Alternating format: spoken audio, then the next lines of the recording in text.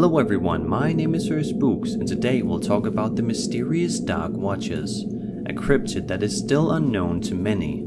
The Dark Watches was the most popular topic on a poll I did on my Twitter, @SirSpooks. So, let's begin.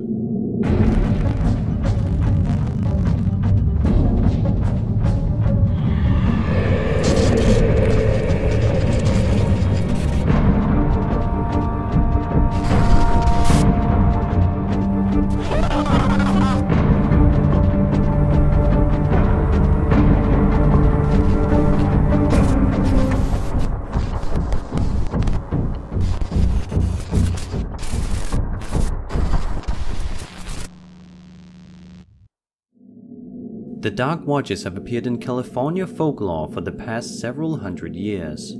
They are a group of mysterious, completely dark, human-like creatures who stand motionlessly, watching travelers from hills, ridges, and peaks of the Santa Lucia Mountains. Twilight and dawn are the times that these beings are most often spotted, and they can usually be seen staring upwards toward the sky. So what do they look like?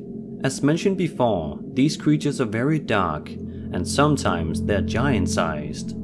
They are completely featureless, dark silhouettes, and at times have brimmed hats and walking sticks. According to legend, no one has come close to the Dark Watches as they simply vanish once you get close enough. Walking through a wooded area and seeing a dark figure with the aforementioned description may not be such a scary thing after all, but no one truly knows their intentions. After some speculation, one might consider these beings to be the cause of some disappearances, and only a few people have actually lived to tell the tale. But this of course is just speculation. Perhaps it is entirely conceivable that they mean no harm to us. But what are they exactly, and what is their purpose? When Spanish settlers first moved into the area surrounding the Santa Lucia Mountains, they were said to have witnessed the Dark Watches. The Dark Watches were even mentioned in a 1938 collection of short stories titled Flight, written by John Steinbeck. This is a quote from the short story The Long Valley. Quote, "Pepe looked suspiciously back every minute or so, and his eyes sought the tops of the ridges ahead. Once, on a white barren spur, he saw a black figure for a moment, but he looked quickly away, for it was one of the Dark Watches. No one knew who the Watchers were, nor where they lived, but it was better to ignore them and never to show interest in them. They did not bother one who stayed on the trail and minded his own business."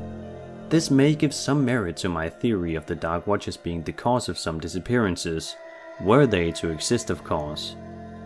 John Steinbeck's son, Thomas Steinbeck, would grow up to report having seen the Dark Watches during his childhood, and would write a book titled In Search of the Dark Watches, in which he, along with the artist of the book, Benjamin Brode, would go into the history of the legend and interview locals who claimed to have seen them. In the 1960s, according to newspaper archives, Monterey Peninsula local and former high school principal had gone on a hiking trip where he spotted one of these scary beings, standing on a rock and surveying the area. When he called out to the other hikers, the creature vanished. The Dark Watches were also referenced in a poem, this particular one written by Robinson Jeffers. Quote, "He thought it might be one of the Watchers, who are often seen in this length of coast range, forms that look human to human eyes, but certainly are not human.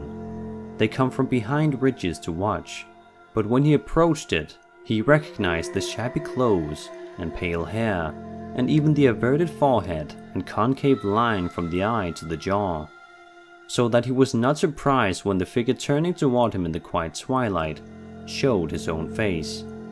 Then it melted and merged into the shadows beyond it." End quote. From these old poems, we can conclude that the Dark Watches should not be bothered, so if you see one, just stick to the trail and mind your own business.